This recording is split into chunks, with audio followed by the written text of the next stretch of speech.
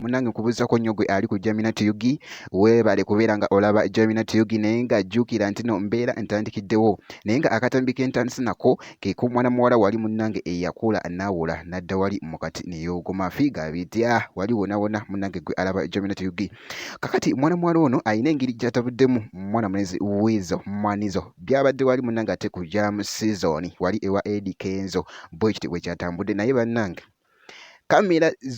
kamera z'abantu zonna zaabadde nga zitunudde eno ewoono mwana muwala era nga bw'omulaba awo yakonfusinze abantu wali bannaye ku show era nga bw'olabaawo Weasel yagambye bannange kiki ekigenda mu maaso mu Uganda naye nga bwe kiti ate weekyekizeeko ku mwana mulenzi ate Weasel Manizo naye nga ate nkute akatambi akokubiri ke k'omwana mulenzi Dr. Jose Chameleone Kosate ne Palaso anti jjukira nti no babadde bakata oluyimba ate bino abanene wali wonna bakira obwedda munnange wali nga bali ate mu goyingamuko crazy era nga bw'olabaawo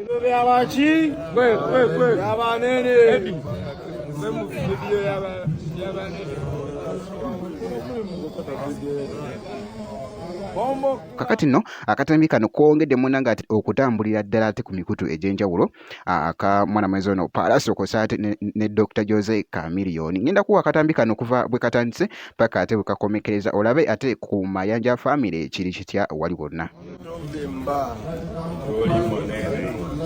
Toli munene tovimba nga toli munene bino byabaki abanene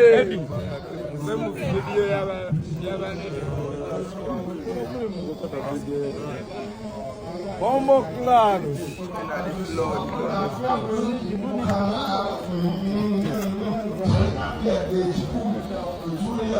acha fire